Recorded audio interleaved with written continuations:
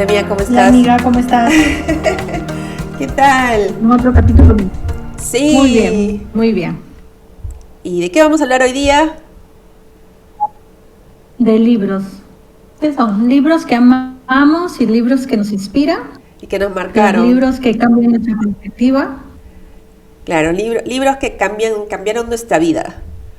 Así que, Sí, son libros muy interesantes, ¿no? Que nos hacen a veces ver o sentir que hemos vivido en una burbuja, ¿no? Y que hay sí, mucho más allá de lo que nos dijeron o de lo que pensábamos que era la realidad. Entonces, sí. amiga, yo sé que es tu tema favorito, así que nada, dale con todo. Este es tu episodio. Sí. Pero más que eso es como que, o sea, yo he querido prepararme para este episodio y ha sido difícil un poco escoger, o sea, evidentemente la gente que ha escuchado los otros episodios sabrá que mi libro favorito y que me cambió así bastante la vida porque me puse a hacer los ejercicios es El Camino del Artista de Julia Cameron, ¿no? Entonces esto va a ser así como un desfile de El mío libros, también. ¿no? Para quienes nos ven por primera vez, este es el libro, El Camino del Artista de Muy, Julia muy Cameron. recomendado. Sí, es un libro, Es claro, más, creo que hicimos solo un capítulo del tema de creatividad, sí. cuando no te sientes motivado, perdido. Ese es el libro. Sí, me parece interesante porque le ponen, ¿no? Un curso de descubrimiento y rescate de tu propia creatividad. Dice, la Biblia de los creativos reconocida mundialmente. Pero yo, o sea, en base a lo que he vivido, o sea, en función al libro, yo puedo decir que es un libro de desarrollo personal, ¿ah? No es solamente de creatividad, ¿no? Es un libro que abarca bastante el trabajo en uno mismo y la razón por la cual me cambió la vida fue efectivamente, ha sido uno de los pocos libros, porque yo he leído muchísimos que tienen que ver justamente con el tema de cómo trabajarse uno mismo, pero ha sido uno de los pocos libros que cuando lo he leído me he hecho todos los ejercicios, ¿no? Y son 12 semanas de trabajo en uno mismo. Solo una vez hice las 12 completas y la mayoría de veces solo me quedo hasta la semana 6 7 porque vuelvo a cero, ¿no? O sea, porque hay ejercicios que no vuelvo a hacer, entonces vuelvo a cero y mantengo los ejercicios, ¿no? Dos ejercicios no negociables, que es el diario y la cita con el artista, ¿no? Yo no sé, ¿qué más La quieres cita compartir tu con el experiencia artista con el libro, la Karina? sigues haciendo. No, no te escuché La el cita último, con el perdón. artista la Sí. sigues haciendo. Sí, pero me cuesta. Tú sabes que hago microcitas, ¿no? Hago microcitas y me di cuenta en ese proceso de sanación, ¿no? De autodescubrimiento, que efectivamente, o sea, no me acuerdo en qué semana, creo que es la semana 7 o la 8. Ella habla, ¿no? Como a veces somos muy duros con nosotros mismos y una manera de ser duros con nosotros mismos es, ella lo describe así, ¿no? Ella dice, utiliza una palabra que es como un sinónimo de tacaño, ¿no? Con uno mismo. O sea, como los lujos que te das, ¿no?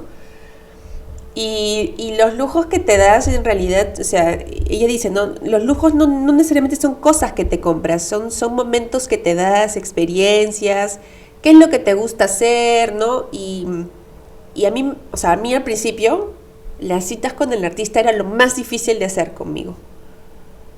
O sea, era en este proceso de sanación en donde yo me decía, ¿pero qué hago? O sea, ¿qué voy a hacer? O sea, ¿cómo me voy a dar ese tiempo yo a mí, no? Era lo más difícil.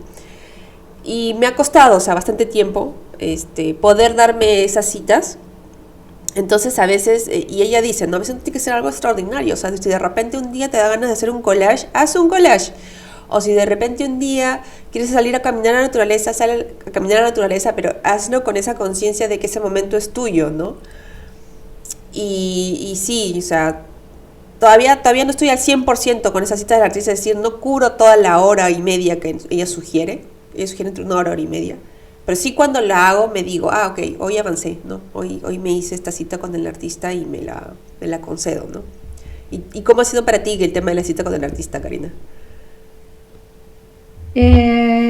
Sí, también era como que lo primero que la señal fue del libro es que decía algo así como, para mí mi primera señal fue como, muchas veces te ponen, no piensa en cosas que te gustan o piensas cosas que te gustaría hacer a ti, pero de ahí, o sea, ¿por qué no lo haces? Y entonces lo primero que se te viene a la mente, que creo que a cualquier persona que ahorita, no sé, nos está escuchando, es que no tengo tiempo o es no tengo el dinero. O sea, siempre había una excusa para no hacerlo, ¿me entiendes? Sí, Entonces, me empecé a reflexionar sobre eso y me dije, no, eso es repetitivo. O sea, realmente soy tacaña conmigo porque si quiero algo o tengo la ilusión de algo, o no tengo tiempo o no tengo dinero. Y eso no es cierto, ¿me entiendes? Porque, o sea, tampoco era que quería wow cosas, pero ponte, es como que irte al cine, o sea, sí, sola, ¿no? Ah, no, no tengo tiempo. No es cierto, porque sí tienes tiempo y tampoco no es costoso. El tema era que a veces hay personas,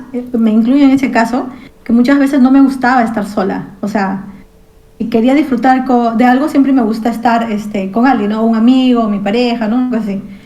Entonces, darte cuenta que ese pequeño espacio que te das, tú sola, sí, te lleva a momentos de reflexión o hasta de agradecimientos, ¿ya? sí, Porque, o sea, te das cuenta, oye, qué afortunada soy de poder darme este momento, de que estoy bien, que estoy con la salud, que puedo pensar ahorita en mí, porque todo está fluyendo bien a mi alrededor.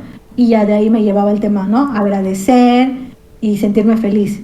Y cuando estás en esa frecuencia, pues, como ya sabemos, somos energía y es como que, ¿no? Las cosas buenas vienen a nosotros. sí, Entonces, poco a poco me di dando cuenta que este libro, esas pequeñas cositas que te hacía cambiar, o sea, te hacía reflexionar, te llevan a un cambio interno, ¿no? sí, Me gusta también la parte cuando hay uno, no me acuerdo qué capítulo, te hace pensar mucho cuando eres de niña, o quién fue tu mentor de niña, o qué tipo de motivación o no motivación te dieron, ¿no? O sea, por ejemplo, había casos conozco a alguien que de niña le dijeron, oye, no sirves para nada, ah, eres una inútil, ¿no? sí. Y entonces, cuando fue creciendo, eso lo fue jalando, ¿me entiendes? Ujú.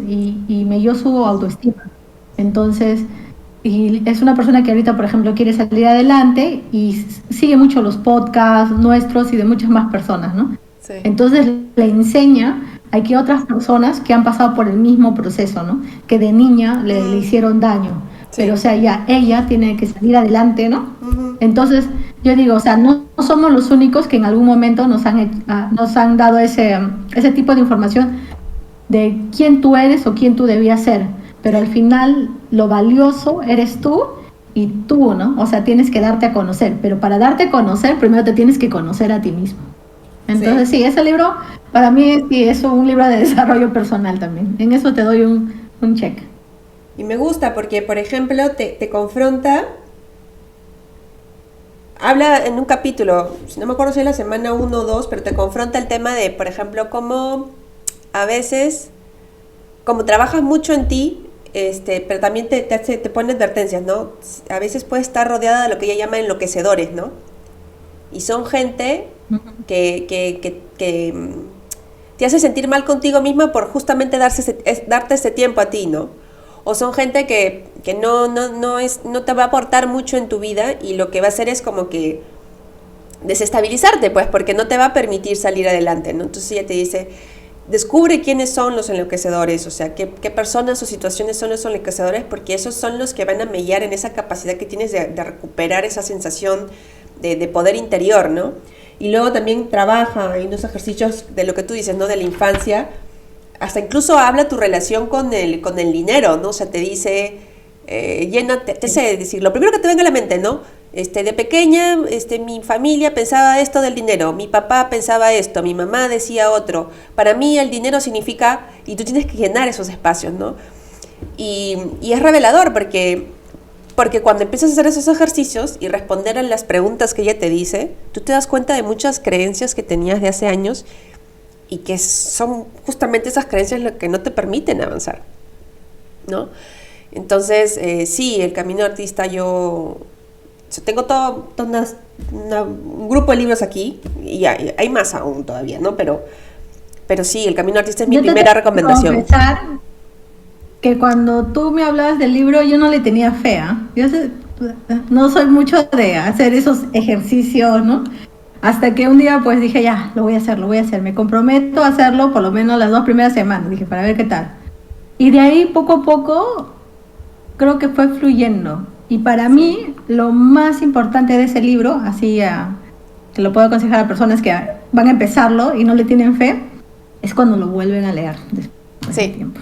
Te vas a también. encontrar con cosas increíbles, ¿ya? Sí. Maravillosas que tú dijiste, wow, o yo lo manifesté, o también, por ejemplo, ¿no? Cuando vuelves a trabajar en tus miedos, y en el primer libro, no sé, pues hablabas con rencor, con resentimiento, no sé, hasta te En el costó más primer, en los lágrimas y primeros, en todo. tus primeros escritos de No, las cuando pensabas en páginas. una persona. Sí, Llegas, después de un año o dos, vuelves a la misma pregunta y dices, oye, no, ya, o sea, como que sientes que vas sanando, ¿me entiendes? sí, Como que vas sí, soltando.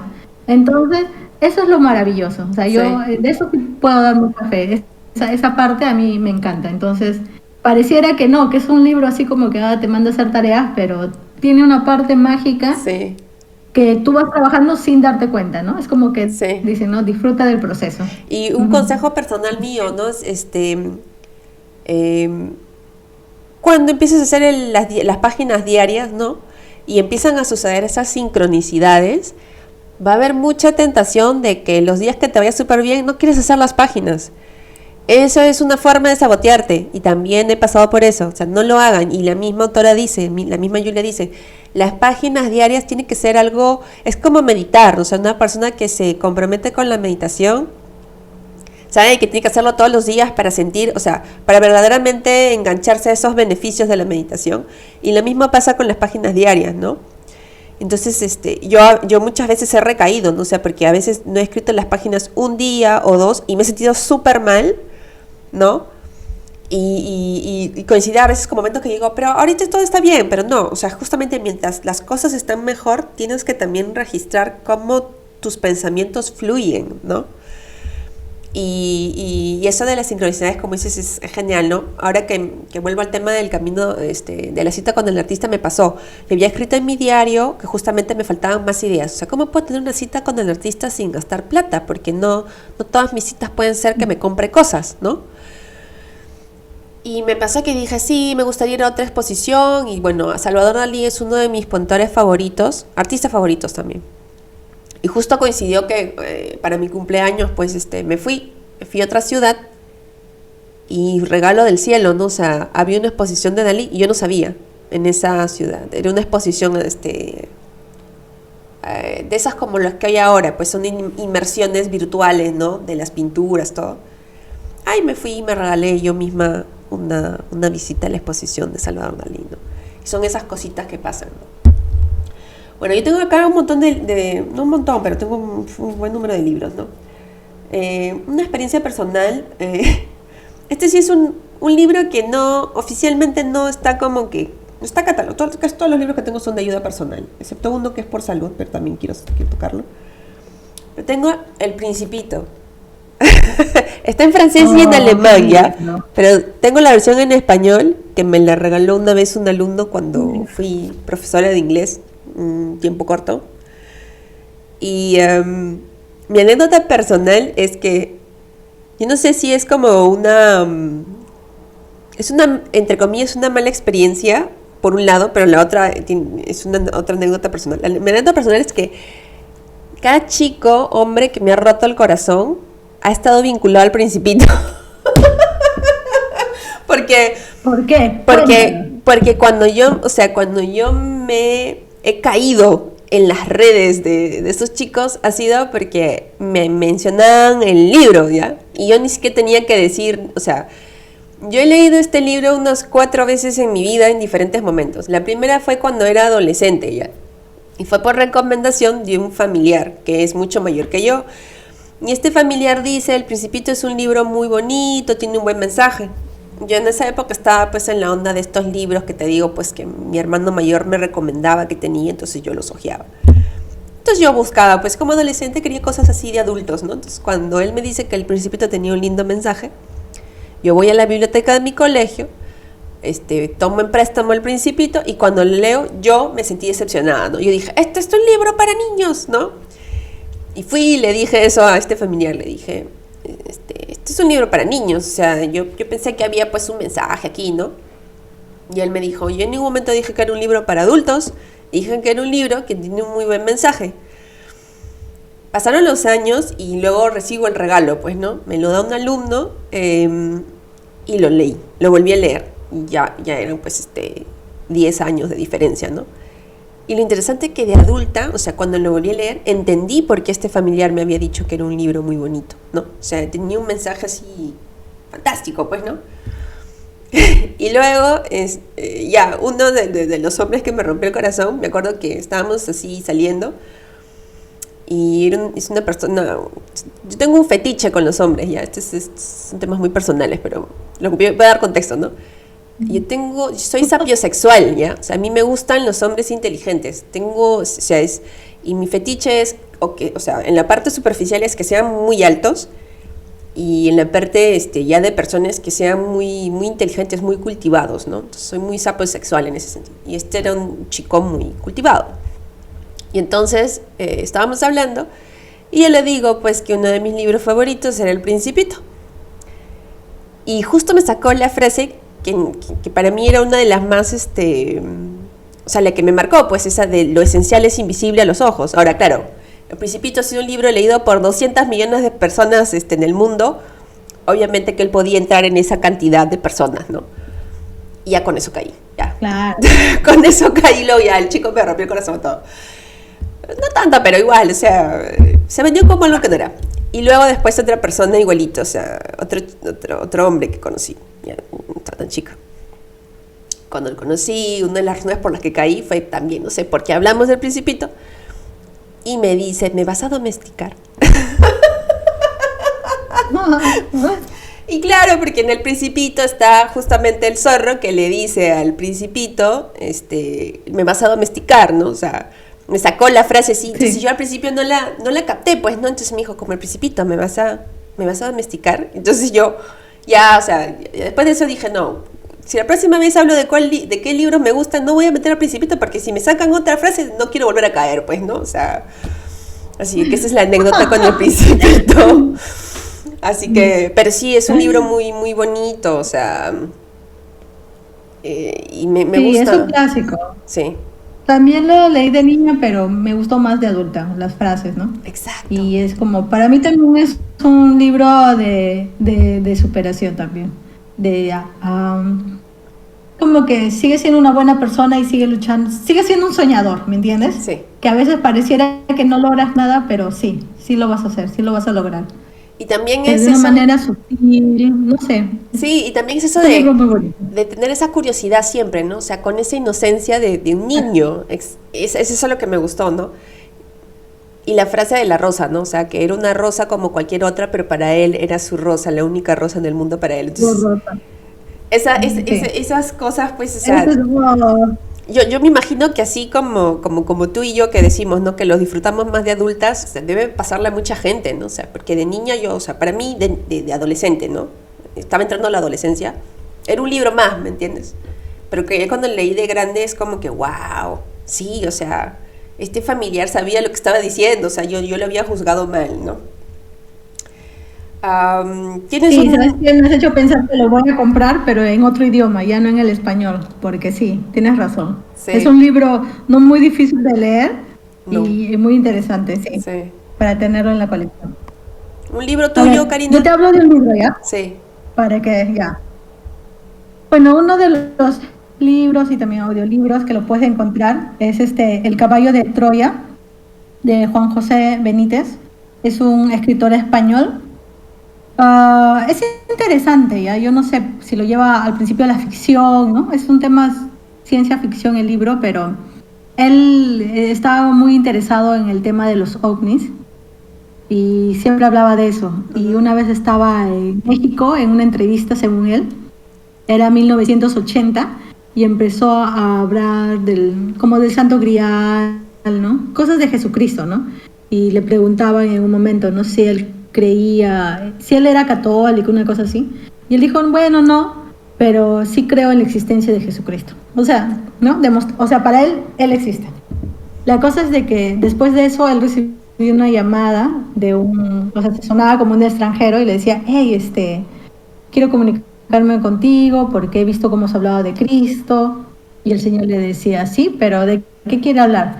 Hay que reunirnos. Cuando se reunieron, él le dio a entender, ¿no? Que tenía alguna información muy, muy importante para él, pero que no se la podía dar ahora. Entonces le hizo como así como unos, le dijo, de acá vamos a seguir comunicándonos y vamos a, en algún momento te voy a dar la información. Estuvieron comunicándose y José Benítez era como que estaba muy intrigado sobre qué podría tener él, ¿no? Al final ya había perdido las esperanzas y decía, quizás es un estafador, o sea, pienso que es un estafador. Y al año como que lo llama, ¿sabes qué? Vente a reunir conmigo a España. Se encuentra en España y en eso le da un sobre y le da un sobre con una llave y le da como unas claves, ¿no? El día que yo voy a morir pronto, entonces te va a llegar las claves de dónde tienes que usar esta llave. Uh-huh. Ya bueno, el señor murió creo que en el 1981, le llegó las claves a Juan José Benítez, tenía que ir a Washington. En Washington tenía que averiguar alguna información porque el señor que le llamaba el mayor, o también en el nombre del libro lo llaman Jason, había estado en la Fuerza Aérea, como que en la CIA también de Estados Unidos. Encontró unos folios de información, se los llevó, se escapó de Estados Unidos porque como que el FBI lo estaba persiguiendo y todo. Y cuando empezó a leer el libro, o sea, se quedó fascinado porque le hablaba sobre el viajes en el tiempo, ¿ya? Que él pertenecía a un área de investigación que empezó más o menos en 1964. Uh-huh. Era como estudios de física cuántica, ¿no? Uh-huh. Poco a poco se dieron cuenta en esos estudios de física cuántica que había, como ya te acuerdas que habíamos hablado del multiverso, sí. Algo así, ¿eh? Se descubrieron que sí había esa posibilidad, que tú, o sea, para ti, tu presente era uh-huh. Pero en otro momento también podrías estar en otro presente, ¿ya? Yeah. Entonces era como que... Y cuando descubrieron eso, también dijeron, bueno, si se puede estar en otro presente, entonces también hay la posibilidad de que se pueda viajar en el tiempo, o sea... Uh-huh. Y empezaron el proyecto de ver para viajar en el tiempo y tuvieron muchas fechas, ¿no? Icónicas, y en unas era el año 30, o sea, la edad de Cristo, días antes de la crucifixión. El año 1969, si no me equivoco, realizan el viaje y Jason con su compañero Eliseo llegan al Monte de los Olivos. Para eso pidieron permiso, ¿no? Porque ellos tenían que ir como, dicen, lo llamaban una cuna, ¿ya? Era como un cubículo donde ponían la información, o sea, donde podían viajar, pero tenían que irse al mismo lugar. Entonces tuvieron que pedir permiso a Israel y todo eso, ¿no? El viaje lo realizaron en 1972, ya me acordé. Viajaron en el tiempo, retrocedieron muchos años para llegar a la etapa de la crucifixión. Ellos llegaron unos días antes, uh-huh. antes de que empezara el juicio, uh-huh. Dios, y la intención era visitar la casa de Lázaro, porque se tenía conocimiento que el milagro que Dios había realizado estaba... Lázaro era un personaje muy icónico, ¿ya? No sé qué tipo de información ellos tenían, pero él quería ir a Lázaro a averiguar si el tema de la resurrección había sido real. Uh-huh. Llegó a Betania. Entonces mucha gente que seguía a Jesucristo le decían, ¿tú quién eres? No, soy un comerciante griego que ha venido aquí, ¿no? Para saber de Jesucristo, porque es alguien que lo admiro mucho, ¿no? Uh-huh. En eso le dijeron, ya, ok. Le dieron la bienvenida, empezó a averiguar, ¿es cierto que Jesucristo te resucitó? ¿No? ¿Es cierto? ¿No habrá sido algo que te sentiste mal y después, no? Ya.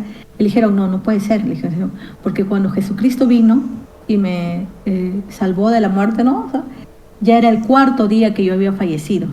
O sea, no es que fue en una hora y algo, ¿no? Era el 4º día, sí. Y mi cuerpo ya estaba en la gruta. Antes te ponían en una gruta, ¿no? Y te vendaban todo, o sea, te vendaban todo el cuerpo.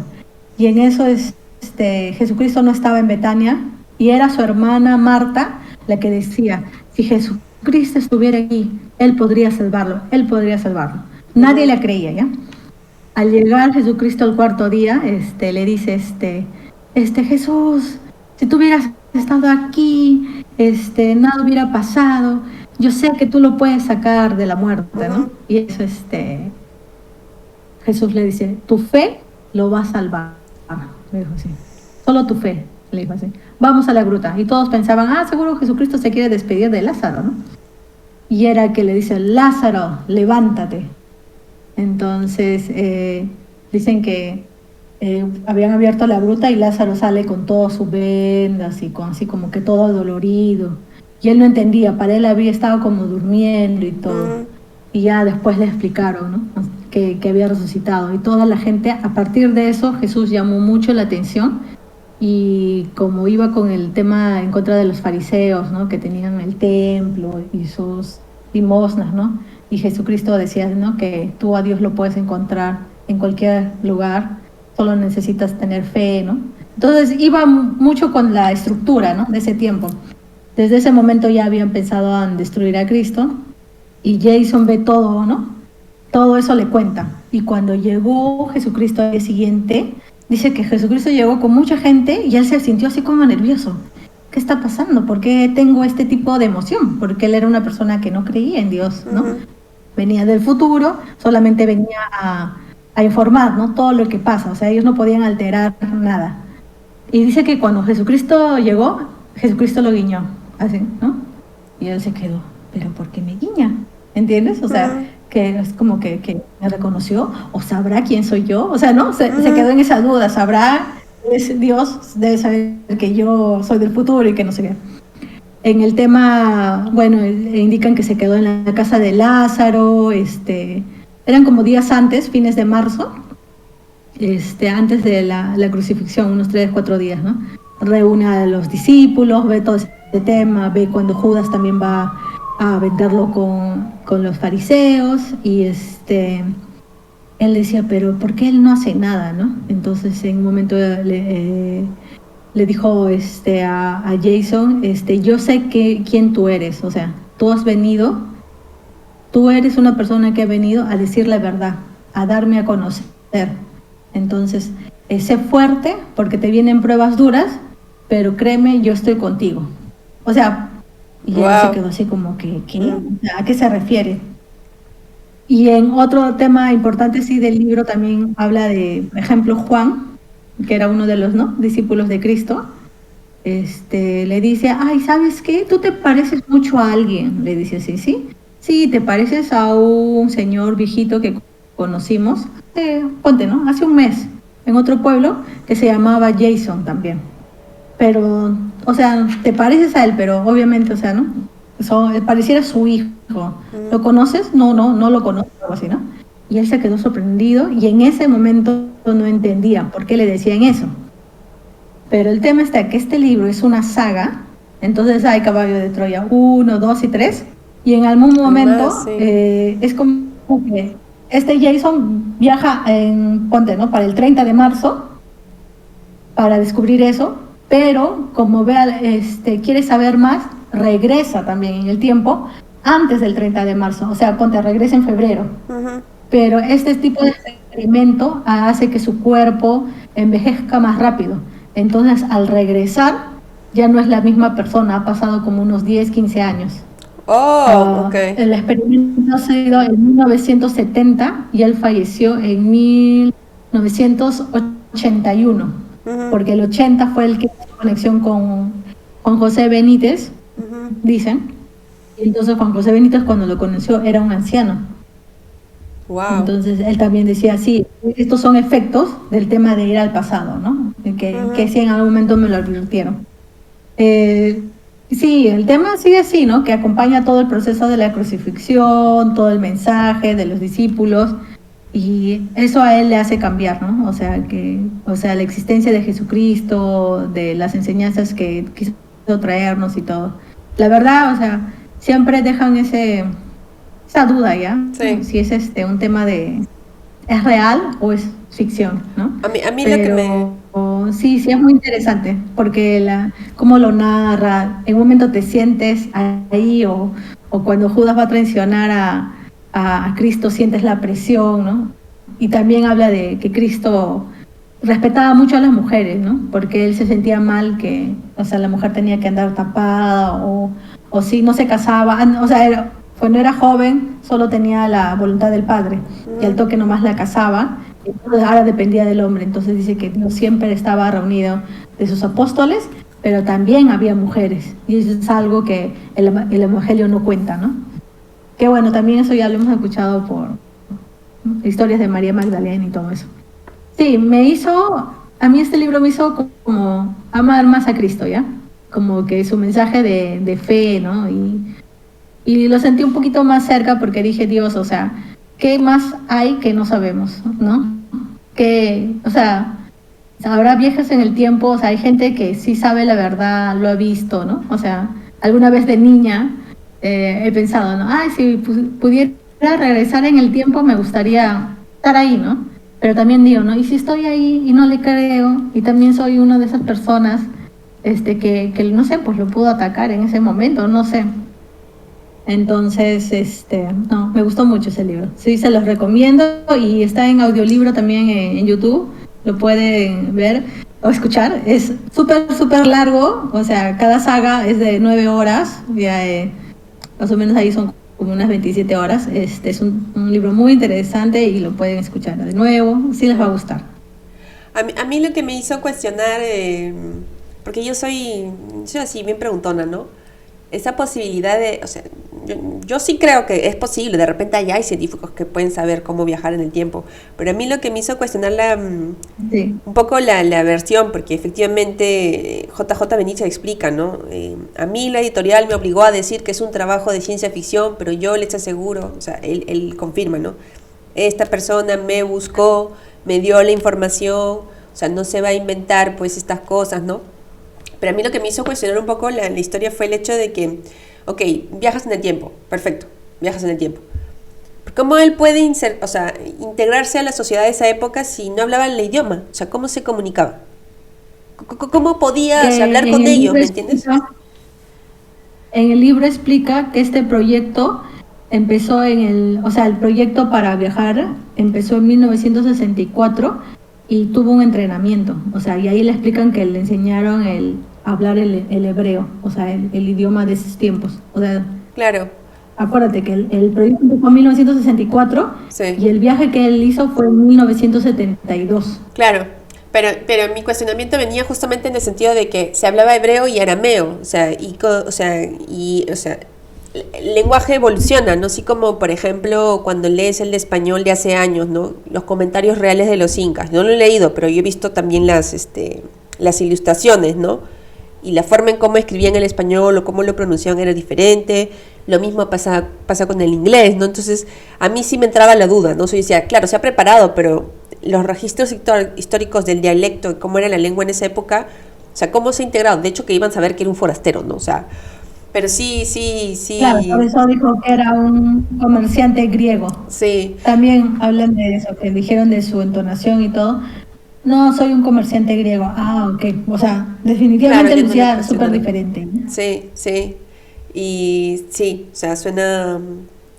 A mí un libro que me movió con respecto a la historia de Jesucristo, que no es reconocido tampoco, pues, ¿no? O sea, es el Curso de Milagros, ¿no? El Curso de Milagros, que ya mencioné que es un libro así, no lo tengo acá. Este es mi librero. Pero es un libro así de grande, así igualito, así, las hojas son así como el papel cebolla, que tiene la Biblia, pues así igualito, sí, es largo.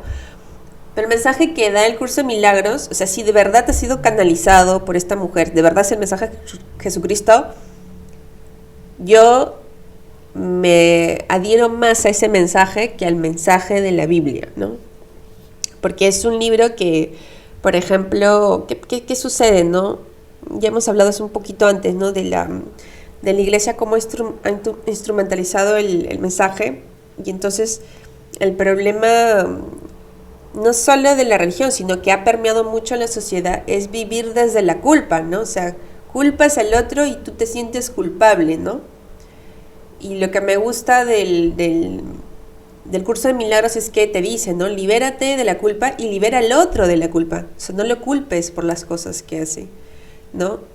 Y te enseña la forma en cómo aproxima eso de juzgar a la gente, me parece también muy, muy bonita cómo explica eso el Curso de Milagros, aunque es denso, ¿eh? Entonces eso me lleva de nuevo al libro de Volver al Amor de Marianne Williamson, que lo hablamos en el episodio anterior, ¿no? Que es una versión super light del Curso de Milagros, pero también es, o sea, ahí tienes lo necesario, ¿no? Si no quieres echarte pues todas las páginas del Curso de Milagros, lees Volver al Amor y vas a entender, o sea, cómo bonito, ¿no? Cómo relacionarte contigo, cómo relacionarte con nosotros, porque finalmente es lo que habías mencionado una vez, ¿no? La frase de Jesucristo, ¿no? De ama a tu prójimo como a ti mismo. Y eso pasa por verdaderamente respetarte, para que respetes al otro, ¿no? Para que entiendas desde dónde está viviendo esta persona. No sé, porque tengo acá un par de varios libros, ya, voy a coger este, ¿ya? Es un poco grandecito, porque son como 600 páginas. Se llama Mujeres que corren con los lobos. ¿Cómo llegó a mí? Estaba viendo una emisión de una pareja, que no me acuerdo el nombre de la pareja, porque eso ha sido hace como 5 años, en Caja de Pandora, antes de que Caja de Pandora cambiara muchísimo. Y durante la emisión, porque tenía que ver un poco con conectar con lo sagrado, de nuestro lado sagrado, ¿no? Como mujeres, ¿no? Y yo durante la emisión yo les pregunté, ¿no? ¿Qué libro recomendarías para conectar con eso, con ese lado sagrado de tu feminidad, de tu esencia como mujer? Y la chica lo recomendó y dijo, te recomiendo Mujeres que corren con los lobos. Está escrito por Clarissa Pinkola Estés, que es una psicóloga junguiana, ¿no? Y es una recopilación de todos los relatos orales de cuentos que han pasado de generación en generación. Pero ella hace todo un análisis de los arquetipos de cada cuento, ¿no? Y cómo se aplican a la vida de las mujeres, ¿no? Entonces ella explica, ¿no? El rol de los cuentos en la vida de las personas era justamente conectar con ese arquetipo y sacar el mensaje del cuento, porque el cuento no solamente es una historia bonita, ¿no? Y me gustó, aquí sí marqué expresamente para esta emisión, 3 citas ya que me gustaron mucho. Porque cuando yo lo leí, estaba atravesando un momento, o sea, yo lo había comprado, pero como ven que es grueso, o sea, yo lo leía conforme me apetecía, ¿no? Porque a veces tengo eso de compro libros y leo uno un día, luego cambio el otro día, leo otro y así avanzo, ¿no? O sea, lo que hay un libro que me atrape y ahí sí se me lo leo de corrido, ¿no? Y, por ejemplo, cubre hasta cuentos como, por ejemplo, El Patito Feo, ¿no? O sea, la clásica del Patito Feo, pero ella lo aborda desde una visión así, ¿no? Del arquetipo, qué es lo que pasa y qué relación tiene eso con la mujer salvaje, porque en realidad todas como mujeres, cuando conectamos con nuestro poder interior, somos mujeres salvajes, ¿no? O sea, no visto desde una connotación negativa, sino sí, como mujeres libres, como la famosa frase que todo el mundo usa ahora, ¿no? Libre y empoderada, ¿no? O sea, pero es verdaderamente desde nuestra esencia, ¿no? Y, por ejemplo, cuando habla, pues, del patito feo, cuando cuenta la historia del patito feo, ella dice que a veces, pues, esa sensación de exilio que tenemos, cuando no sabemos descubrirnos en lo que somos, hace pues de que cedas pues a todo lo que los demás dicen, ¿no? Y habíamos hablado esto de los mandatos sociales, ¿no? Entonces yo les leo, porque también tiene que ver pues con un tema de condiciones culturales. Y me acuerdo mucho lo que dijiste en un episodio, ¿no? De que nosotras como mujeres tenemos la suerte, aun cuando venimos de sociedades machistas, de que tenemos mayor libertad, ¿no? Entonces tenemos que verdaderamente ser conscientes de esa... yo no sé si llamarlo privilegio, pero ser conscientes de esa libertad que tenemos con respecto a otras mujeres en otras partes del mundo que sufren con respecto a esa posibilidad de ser libres, ¿no? Y acá una frase que me gusta, ¿no? Dice, las condiciones, un párrafo, culturales más destructivas en las que puede nacer y vivir una mujer son aquellas que insisten en la necesidad de obedecer sin consultar con la propia alma, las que carecen de comprensivos rituales de perdón, las que obligan a la mujer a elegir entre su alma y la sociedad, aquellas en que las conveniencias económicas o los sistemas de castas impiden la compasión por los demás, en las que el cuerpo es considerado algo que hay que purificar o un santuario que se rige por decretos, en las que lo nuevo, lo insólito o lo distinto no suscita el menor placer, en las que la curiosidad y la creatividad son castigadas y denostadas en lugar de ser premiadas, o en las que solo se premian si el sujeto no es una mujer, aquellas en las que se cometen actos dolorosos contra el cuerpo, unos actos que encima se llaman sagrados, o aquellas en las que la mujer es castigada injustamente por su bien, tal como lacónicamente dice Alice Miller, y en las que el alma no se considera un ente en pleno derecho. Me gusta mucho porque habla justamente de eso, de perder, o a veces perdemos nuestra esencia, ¿no? Y son varios cuentos. Claro, ella cubre varios capítulos, diferentes aspectos de cómo una mujer puede reencontrarse a sí misma en su esencia de mujer salvaje, y utiliza varios cuentos. Y hay un cuento que a mí sí me marcó, espero haberlo encontrado bien. Aquí hay otra parte ¿Crees que le podría servir, por ejemplo, para un regalo para un adolescente, para que cambie su enfoque de qué es ser mujer? Totalmente. Sí, efectivamente. Me parece interesante. Para esa edad también, ¿no? Porque es como que a veces se está descubriendo, ¿no? Hablamos, ¿no? El tema de, el príncipe o ser salvadas, y de ahí te das cuenta, hey, tengo mi propia fuerza. Exacto. Simplemente que tengo que cambiar mi perspectiva ante las situaciones. Sí, debería ser una lectura que le dieran a las chicas adolescentes. Muy importante lo que has dicho. Entonces, otra dentro del parte de cómo ella desengrana pues el tema del cuento del patito feo, dice, ¿no? La marca distintiva de la naturaleza salvaje es su afán de seguir adelante, su perseverancia. No se trata de algo que hacemos, sino de algo que somos de una manera natural e innata. Cuando no podemos prosperar, seguimos adelante hasta que podemos volver a prosperar. Aunque estemos apartadas de nuestra vida creativa, aunque nos hayan expulsado de una cultura o de una religión, aunque estemos sufriendo un exilio familiar, un destierro por parte de un grupo, un castigo a nuestros movimientos, pensamientos y sentimientos, la vida salvaje interior seguirá y nosotras seguiremos avanzando. Y yo he marcado la de los zapatos rojos porque también era algo muy importante. Ya, listo. La de los zapatos, las zapatillas rojas, es de una niñita que tiene una zapatilla. Yo no conocía ese cuento hasta que leí esto. Se parece un poco a Dorothy en El Mago de Oz, pero no tanto, porque Dorothy tenía sus zapatitos rojos, ¿no? Y la de las zapatillas es una chica, una niña que era tan pobre que lo que hacía era para vestirse conseguía harapos, pues, ¿no? De lo que la gente desechaba. Y con los harapos se había hecho unas zapatillas rojas para ella misma. Entonces ella era feliz con esas zapatillas. Feliz. Y un día una anciana acaudalada que pasa así por la calle la coge y le dice: yo te voy a cuidar. Y la lleva consigo, ¿no? A su casa. Entonces ya pues le dice, la bañan, la cambian, le ponen una ropa así súper pulcra todo. Y ella dice: ¿y mis zapatillas? Y la anciana le dice: no, ya no van contigo porque estaban feas y sucias y todo lo demás. Entonces tú te quedas con esto nuevo. Cuando pasa el tiempo, ella estaba triste, ¿no? Porque eran las zapatillas las que más le hacían feliz. Era lo que ella había hecho con ella. O sea, ella misma había hecho sus zapatillas, todo, ¿no? Un día se van a zapatero y le iban a comprar para su primera comunión o uno de sus sacramentos zapatos. Y ella ve unos zapatos rojos en el escaparate. Y los zapatos rojos le llaman la atención y se los pide, pues, ¿no? Pero la viejita, como no veía bien, no había visto que eran rojos, pues, ¿no? Entonces, ya pues le paga al zapatero, ella se compra los zapatos y la chiquita está fascinada, pues, ¿no?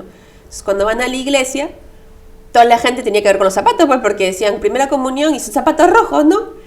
Y eso la fascinaba más. Entonces, la chiquita súper contenta con sus zapatos rojos, ¿no? Y así decidió. La abuelita le dijo: pero no has hecho bien, pero no sé qué. Pero le dio la libertad de que sí usando los zapatos. Y a la chiquita le encantaba ir a misa con los zapatos rojos. Entonces iba los domingos, ¿no?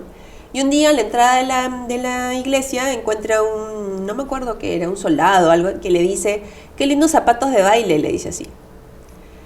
Cuando la chica entra y sale, el chico vuelve a hacer otra mención así de como que son zapatos de baile, y los zapatos empiezan a bailar por sí solos. Y la chiquita no podía parar. Termina bailando por todos lados. La viejita intenta sacárselos y le dice: no te los vuelves a poner. se los pone como que encima de un armario. Pasa el tiempo, la viejita se pone mal y la chiquita un día los vuelve a dar los zapatos y se siente otra vez tentada, ¿no? De ponérselos, y se los pone, y otra vez los zapatos empezaron a bailar y ya no podía parar y no se los podía sacar. Pidió ayuda hasta que encuentra se va como que a un cementerio, porque en el cementerio encuentra como, no me acuerdo si es un espíritu o algo, que le dice, tu maldición es de que te quedes bailando hasta morir, le dijo así, porque elegiste esos zapatos, ¿no? Y la chica le dice, pero ayúdame. No, ese es tu castigo, tú vas a bailar hasta morir, ¿no? Entonces la chiquita no sabe qué hacer, sigue bailando, y los zapatos le llevan como que a un bosque donde había un verdugo. Y la chiquita no sabe qué hacer, le dice, por favor, ayúdame a sacarme los zapatos. El verdugo le corta las correas, pero los zapatos no se salían de sus pies. Y la chiquita no aguanta más y le dice, por favor, o sea, mi vida no tiene sentido, por favor, córtame los pies porque yo no puedo seguir así. Y el verdugo le corta los pies, ¿no? Y la chiquita queda tullida para el resto de su vida, ¿no? Y los zapatos se fueron así, con los pies adentro, bailando. Entonces la lección del cuento resumida era que justamente tú construyes tu felicidad en base a lo que a ti te ilumina, en base a lo que a ti te llena, ¿no? O sea, esa parte simbólica de cuando ella se hace las zapatillas, que eran rojas, era porque era el sentido para ella, ¿no? Y que después, cuando ella escoge otros zapatos que no se los había hecho ella, pero que a todo el mundo le gustaban, ella empezó a creer en esos zapatos, pero no era real, ¿me entiendes? Es lo que hemos hablado alguna vez, ¿no? De que te peseteas por cosas, ¿no? Porque empiezas a sentir aprobación, etcétera, pero no es auténtico porque no es algo que tú te lo has construido.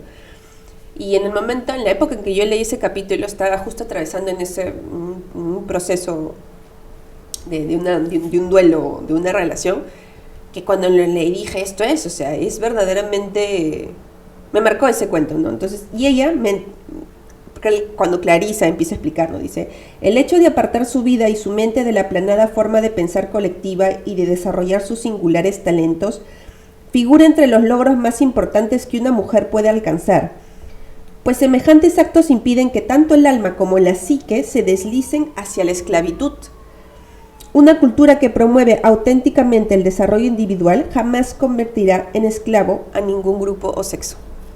Entonces, así como el cuento del patito feo y de las zapatillas rojas, pues tienes un montón de cuentos aquí. Entonces, claro, tú consigues el libro, como es verdaderamente extenso, tómate tu tiempo para leer capítulos, o sea, y ni siquiera lo tienes que leer en orden, ¿eh? Porque aunque ella hace un vínculo entre el capítulo anterior cada vez que hace menciones, a veces lo puedes leer solos, porque la forma en cómo ella empieza a explicarle el significado real detrás de cada cuento y por qué cada cuento ha sobrevivido a generaciones justamente conforme han sido transmisiones orales, es muy bonito. Y entonces ella explica, por ejemplo, que cuando recibe a sus pacientes para hacer terapia, que ya hemos hablado antes que es importante hacer terapia, ella justamente aborda cada situación de las personas con ciertos cuentos que tocan esos aspectos de la vida de la persona para explicarle, mira, esto es lo que está pasando, ¿no? Y cuál es el mensaje del cuento. Entonces, ¿qué quieres hacer tú con lo que te está pasando, ¿no? O sea, si quieres repetir lo que le puede haber pasado al personaje del cuento, o quieres liberarte y qué quieres hacer a partir de eso, ¿no? Entonces, sí, es un libro que también recomiendo bastante. No sé si pasamos a un ejemplo tuyo. Interesante. Como empoderamiento, no sé. Sí, me parece muy, muy interesante porque le da otra perspectiva a los cuentos, ¿no? Y los cuentos, como ya sabemos, son solo cuentos que a veces tienen el bueno o el malo, o son seguidos por una desgracia o el príncipe, ¿no? Y la vida real es mucho más que eso, ¿no? Sí. Depende de las cosas que nosotros hacemos y pensamos también. Sí. No sé si quieres tú compartir un otro libro. Sí. Quiero hablar de un libro que está muy, muy interesante. Les quiero hablar de este libro, Los chamanes de México. El autor es Jacobo Greenberg. Habla de Pachita, que era una curandera chamana que existió en la vida real. Su nombre es Bárbara Guerrero. Nació en 1900 y falleció en 1979. Fue conocida por muchos científicos, muchos artistas, Por ejemplo, dicen que también fue conocido por Alejandro Jodorowsky. que que le enseñó esto de la psicomagia. Creo que se inspiró en ella, ¿no? Por muchos de los trabajos que ella hizo. Eh, ¿Cuál es el poder de esta curandera? Era que tenía el poder de curar, de materializar o desmaterializar cosas. Por ejemplo, decía que el alma de Cuauhtémoc tomaba su cuerpo. Entonces, cuando el alma de Cuauhtémoc tomaba su cuerpo y, por ejemplo, venía una paciente que tenía tumor al cerebro, con un simple cuchillo abría el cerebro, sacaba el tumor y con la otra mano materializaba nueva parte del cerebro y lo ponía. Y lo hacía también en el tema de corazón, piernas, o sea, para ella no era nada imposible, pero solamente cuando ella decía cuando el hermanito o Cuauhtémoc la poseía. Y el tema aquí es que estos eventos ha sido visto por muchas personas. Entonces, una de estas personas ha sido este señor Jacobo Grinberg, que, o sea, decía, no, ¿qué es esto? O sea, eso no es cierto, esto es imposible, hasta que le enseñaron, ¿no? Y él dice que la primera vez que le enseñaron, era como que nadie lo fue a recibir o la puerta estaba cerrada. Y él entendió que si era una invitación para estar en un rito, ¿no?, sagrado, tenía que calmar su aura, algo así, ¿no? Él dice, ¿no? Porque yo venía así, como que el taxi me había hecho enojar. Y cuando él se calmó, dice que salió alguien, como sincronización, el hermano está listo para verte, ¿sí, no? Y empezó él a ayudar en tema de operaciones de corazón, o sea, y él era sorprendente, o sea, era como ¿qué está pasando? Poco a poco se volvió seguidor de Pachita. Y en una de las transiciones, ¿no?, que Pachita está como el hermano, también le dicen, ¿no?, tú estás aquí porque tú antiguamente has sido discípulo mío, has sido Andrés, ¿no? Andrés era como que uno de mis discípulos que siempre le gustaba anotar todo, que le gustaba hacer los cambios. Entonces tú ahora también estás para hacer mucho trabajo, para que la gente conozca en estos momentos del poder, ¿no?, del poder que hay, o sea, que no es todo lo que parece. Y él llegó a eso, a Pachita, porque él estaba tratando de entender qué es lo que pasa con la mente humana, ¿ya? Porque para él era como que, ok, pensamos que esto es real, pero si nuestra mente logra conectar con esa energía, con esa luz, él no sabe cómo llamarlo, ¿no?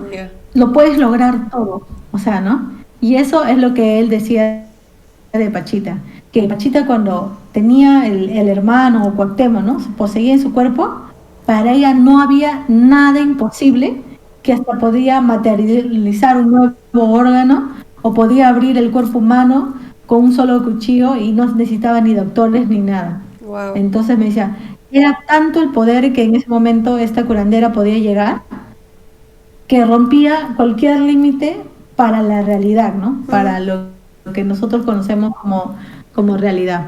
Y tiene aquí así muchos casos. Me pareció muy, mira, acá esta es la parte de que habla del cerebro.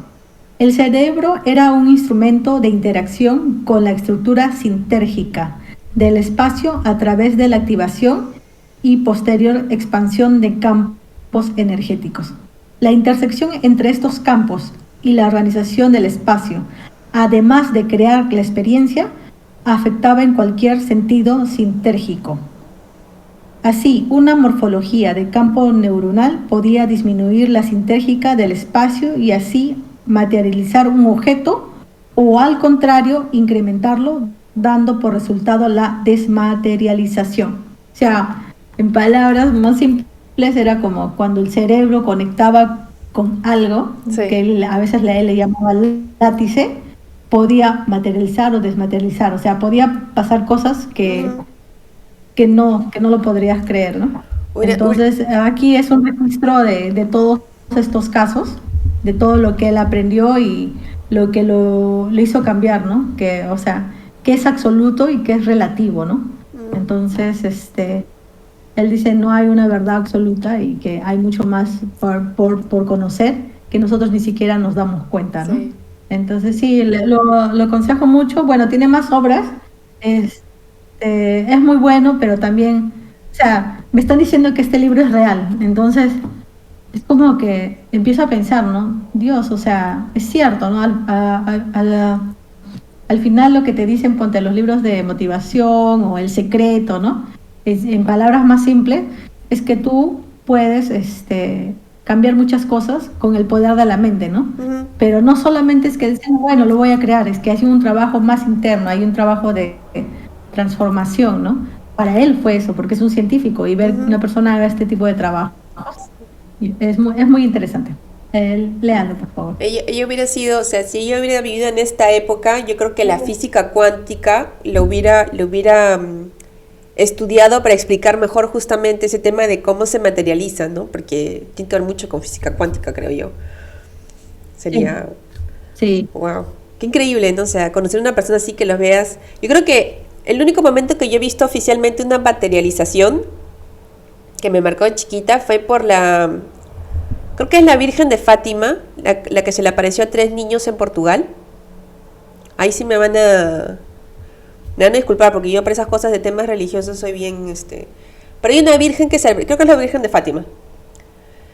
Y esta virgen se le apareció a 3 niños, tres niños, bueno, había una chica creo que dentro. Lo único que me acuerdo es el video ya.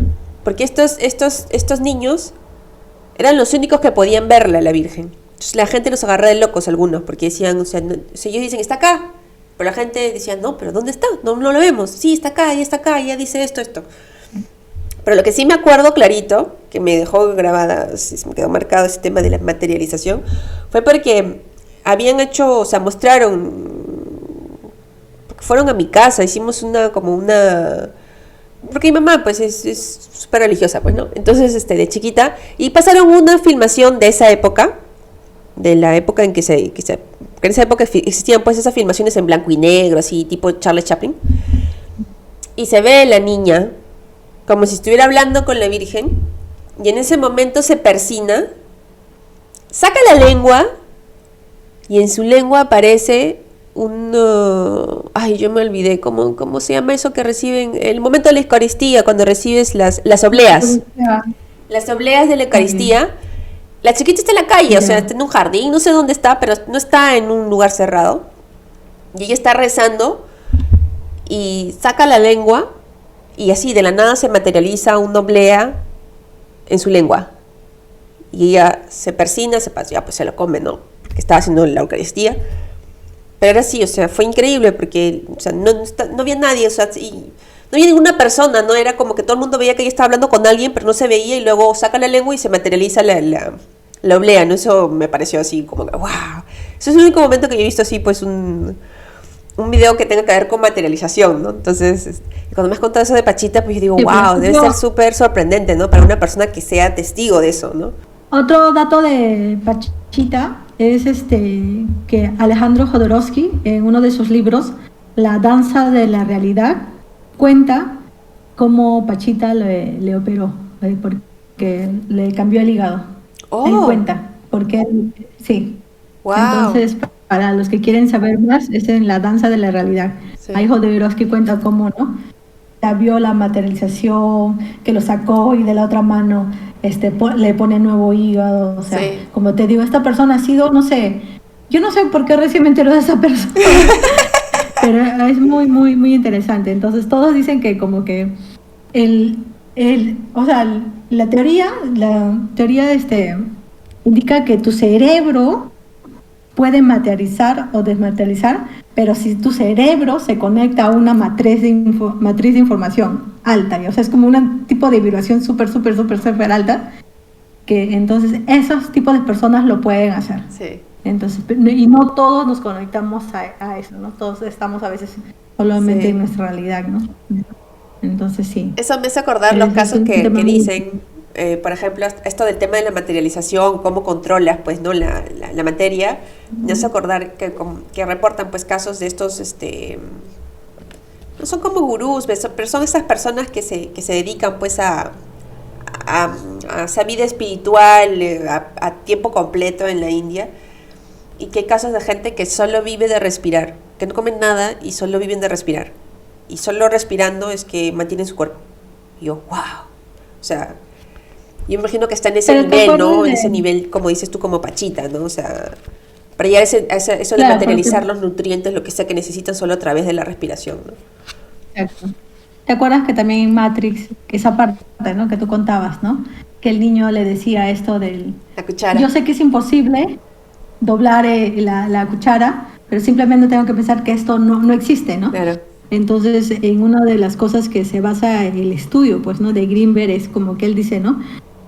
Pachita en ese momento tenía un control único de su campo neuronal, entonces hacía la transformación y modificaba lo que era la realidad, ¿no? Esa realidad que lo llama como látice, ¿no? Entonces, tú puedes pensar que eso es especial, pero ese es el mismo mecanismo que todos utilizamos para crear nuestras imágenes, nuestros pensamientos. Sí. Entonces es como que él dice, ¿no? Sin darte cuenta tú ya lo estás haciendo, porque es como que lo que estás agarrando ahorita no existe. Y tú dices, ¿cómo que no existe? Entonces después te vienes esas teorías, ¿no? Ah, pero yo quiero doblar esta cuchara, pero esta cuchara solamente me tengo que dar cuenta que no existe. Sí. O sea, sí, es wow. Eso me lleva, Te quema el cerebro. eso me lleva, por ejemplo, a dos cosas así, anécdotas del colegio, ¿no? Cuando nos enseñaban química, ¿no? Y aparte luego te enseñan biología, ¿no? Porque son cursos separados, ¿no? Entonces en química la profe te dice, no, todo está compuesto de estos elementos químicos, o sea, nada se escapa de estos elementos en la naturaleza, ¿no?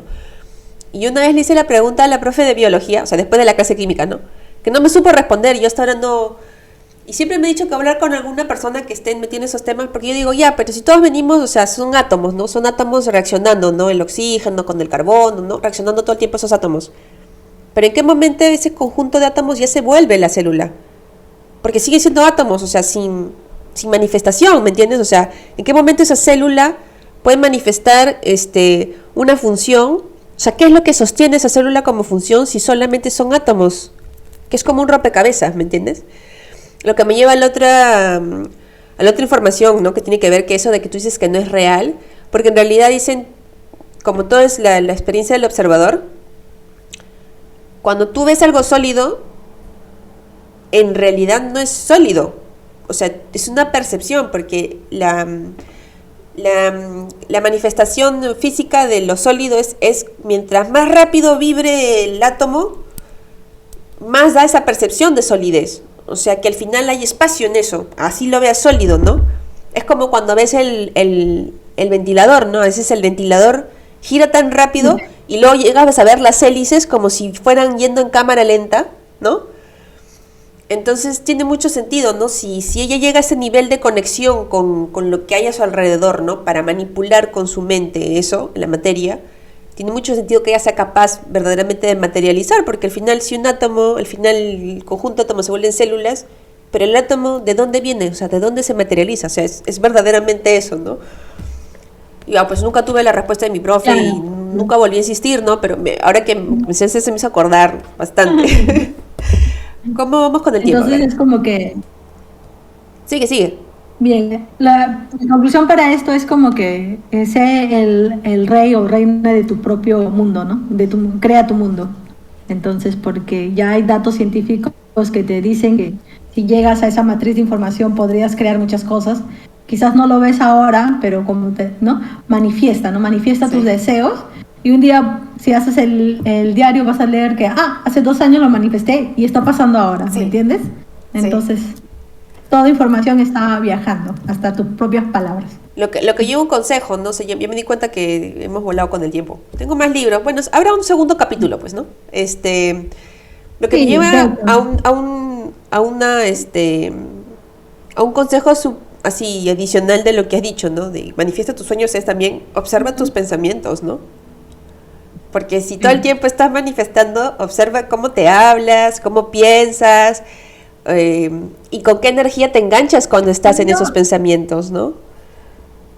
no sé, no me acuerdo ahorita la frase pero había una parte en la Biblia que Jesucristo decía que ten cuidado, o hay una oración que tiene que ver algo que cuida tus pensamientos, cuida tus palabras, ¿no? Cuida tus acciones, ¿no? O sea, que todo ahí crea, o sea, se expande, ¿me entiendes? Entonces hay gente que dice, no, pero solamente lo pensé. No, cuidado, porque tus pensamientos también es como una energía que se expande. Exacto. Y también puede crear la realidad. Sí. Entonces, a entrenarnos. Sí. Para ser una mejor persona. También para ser felices. Sí, me quedo con otras recomendaciones. Sí, haremos pues una segunda parte, porque el tiempo vuela solamente comentando. Y sí, habían otros libros. De hecho. ¿Cuál es el mensaje de los ángeles, Karina? Primero ya, el tarot. El tarot es el enamorado, que es la carta 6. Esta carta me habla sobre un tema de elección, ¿ya? Algunas personas la llaman la carta de los dos caminos, ¿no? Puede ser entre tus deseos o también el tema de tu razón, ¿no? Entonces, para mí, mi recomendación con esta carta es que si alguna persona tiene que tomar alguna decisión o algo, no se dejen influenciar por factores externos, ¿no? Y tampoco por un deseo así. Sigan a su intuición, reflexionen antes de tomar cualquier decisión, ¿no? Porque al final somos nosotros que sabemos la respuesta. Nuestras células nos dicen, no, por ahí no es. Entonces, ¿no? Y lo más importante también, escucha tu corazón y no tomes decisiones por miedo, ¿no? Sé valiente, porque al final si tú vas por lo que quieres, todo va a ir bien. Y el consejo del ángel es regalo de Dios, dice. El arcángel Sandalfo, nosotros los ángeles te proporcionamos los regalos de tu creador. Abre los brazos para recibirlos. Entonces ellos están con nosotros, simplemente tienes que empezar a pedir, aprender cómo pedir, ¿no? Y estar abierto a los milagros, porque todo este mundo está lleno de energía. Y tiene que ver justo con lo que has visto. Bueno, y tiene que ver con lo que has dicho, o sea, lo de Pachita, la materialización, qué bien sincronizado, Los Ángeles siempre escuchando. A mí me encanta cuando salen los mensajes de Los Ángeles, porque está bien así, como anillo al dedo. Sí, bueno, mi consejo de nutriterapia hoy no tiene nada que ver con alimentos. En realidad es una discusión que viene bien seguido, también he escuchado, o sea, es una reflexión, una conclusión a la que llegué, pero también que he escuchado a varias personas, ¿no? Porque tú dices, aliméntate. Cuando uno piensa en alimento es el alimento que te pones en la boca, pero también es cómo alimentas lo que piensas, cómo alimentas lo que sientes, ¿no? Y cómo cuidas en general tu cuerpo, ¿no? Y este consejo en realidad tiene que ver más que todo con el estilo de vida, ¿no? Cuida y respeta mucho tus ciclos de sueño, ¿no? Con ese tema de la tecnología, lo que se observa mucho es que a la gente le encanta ver sus celulares, sus smartphones antes de dormir, y eso afecta a la producción de una hormona que se llama la melatonina. La melatonina es conocida como la hormona del sueño, pero la melatonina se ha descubierto estos últimos años, o en todo caso ya la difusión de la información descubierta por los científicos está ya, ahora sí ya es más está más visible, es el hecho de que la melatonina no solamente ayuda con el sueño, cumple una función reparadora y antioxidante en las personas. Entonces, ¿qué sucede? Como la melatonina es una hormona que funciona con respecto a la luz, a la iluminación, ¿no? ¿Qué es lo que está pasando, ¿no? Con las nuevas generaciones la gente se está yendo a acostar con celulares. Y el problema es que los celulares emiten una forma de luz que se conoce como la luz azul, que simula o es muy parecida a la luz del día, ¿no? Entonces tiene un efecto en el cuerpo en la producción de la melatonina. Entonces eso explica también por qué la gente cuando se va con el celular a la cama se acuesta tarde, porque su cuerpo está como que todavía alerta, ¿no? Pensando que es de día, ¿no? Y es muy importante entonces que cuides tus ciclos de sueño, porque es en el sueño que tu cuerpo repara todas las funciones, ¿no? Y también ayuda a procesos de memoria en el cerebro, ¿no? O sea, el cerebro se limpia, digamos, de una cierta forma con la melatonina. Entonces, y es también durante el sueño que hay estos procesos de integración a la memoria de corto o largo plazo, ¿no? Y si tú estás pegado a tu celular antes de dormir, estás cortando esa posibilidad del cuerpo. Dicho sea de paso, acuérdense que cuando yo hablo todo el tema de los antioxidantes es porque, ya, si no lo quieres agarrar de un tema de, de salud, agárralo por un tema de vanidad, ¿no? Las mujeres que vivimos obsesionadas con el tema de envejecer, ¿no? Y las arrugas y todo lo demás, si tú no duermes, no respetas tus ciclos de sueño, vas a envejecer más rápido. Así que piensen en eso. El consejo es para que puedas tener un sueño que te ayude, que sea reparador, ¿no? Que te ayude a reparar, restablecer la energía, ¿no? Y que duermas bien, sobre todo, es que mínimo 1 hora antes de dormir cortes todo tipo de pantallas, ¿no? O sea, 1 hora antes de dormir. 1 hora antes de dormir, sí. Porque si no, o sea, si tú te acuestas con el celular, te va a cortar el sueño, te vas a acostar tarde, te vas a acostumbrar a eso y perturbas la cronobiología, porque cada hora dentro del día está como que, digamos, dedicada a ciertas... Y en eso los chinos, en la medicina tradicional china, fueron muy sabios, ¿no? O sea, de hacer su cronobiología en función a los órganos, los principales, ¿no? O sea, corazón, pulmones, riñón, vaso, ¿no? Y tiene que ver con eso, ¿no? Entonces... una forma de nutrir tu cuerpo también es dándole un buen descanso, un descanso reparador, ¿no? Y es más, está comprobado, por ejemplo, si hay personas que están sufriendo para bajar de peso, fíjense en cómo son sus patrones de sueño, porque si no duermes bien, eso produce más inflamación, y muchas veces el sobrepeso es una inflamación como que le dicen de ruido bajo, le dicen. Yo no sé cómo traducirlo, porque yo muchas de las lecturas que tengo las hago en inglés y en francés. Entonces, duerme bien. O sea, es una forma de nutrir tu cuerpo también. O sea, cuídate, duerme bien. Entonces, ese es el consejo de Nutriterapia para el día de hoy. Wow, el tiempo ha pasado volando. Y se acabó corto el capítulo encima. Entonces ya saben, nos pueden escribir a dosamigasconectadas@gmail.com o seguirnos en el Instagram, línea abajo, amigas conectadas. Sí. Así que estamos para cualquier cosa. Besos. Bendiciones a todos, cuídense mucho, gracias por acompañarnos. Hasta la próxima edición. Chao, chao. Chao, chao.